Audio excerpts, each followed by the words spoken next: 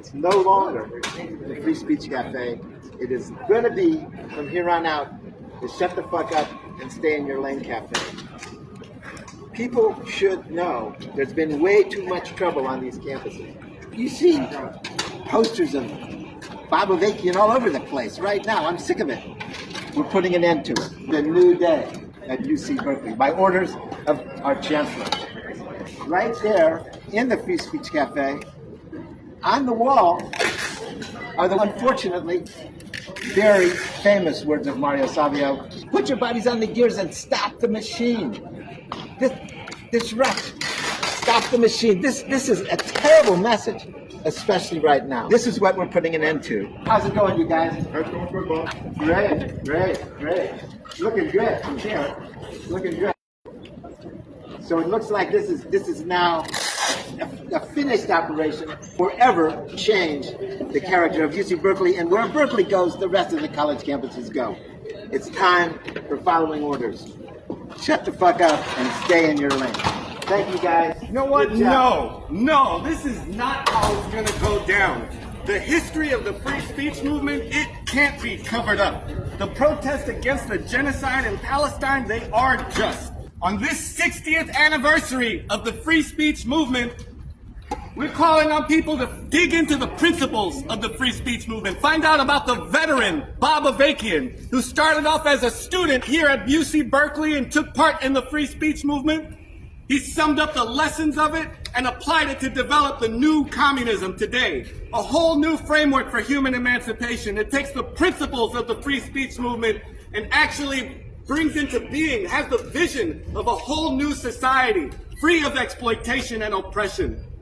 At this university, they want to tell you to shut the fuck up and stay in your lane. Well, we're challenging people to break out of your lane. Think critically. Think about what it's going to take to actually put an end to all war and all oppression. That's what Bob Avakian is talking about. So don't get scared. Don't get fooled by this university or by anybody who wants to tell you that this is a cult or some other bullshit.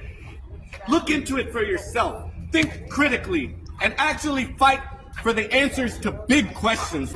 Come to a discussion October 18th at Revolution Books on the history of the free speech movement. They want to tell you to shut the fuck up and stay in your lane. Well, fuck that. We're stepping out of our lane. We're fighting for real revolution.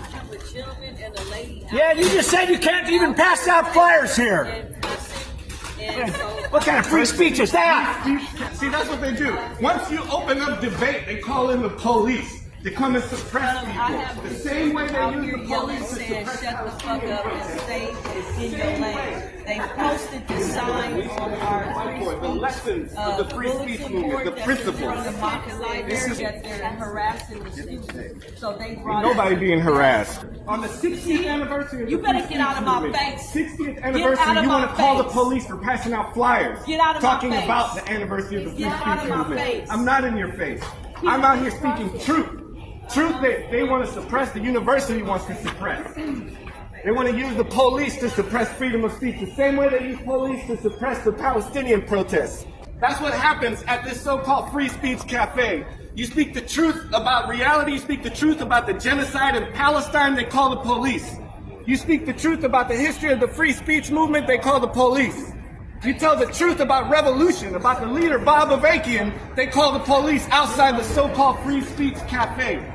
This is why they actually should take the name of shut the fuck up and stay in your lane, because they call the cops at the free speech cafe when you protest, when you stand against injustice. When you want to protest against the genocide in Gaza and Palestine, what do they say? They say we need to dictate how, when, and where you do it. You need to be civil about it.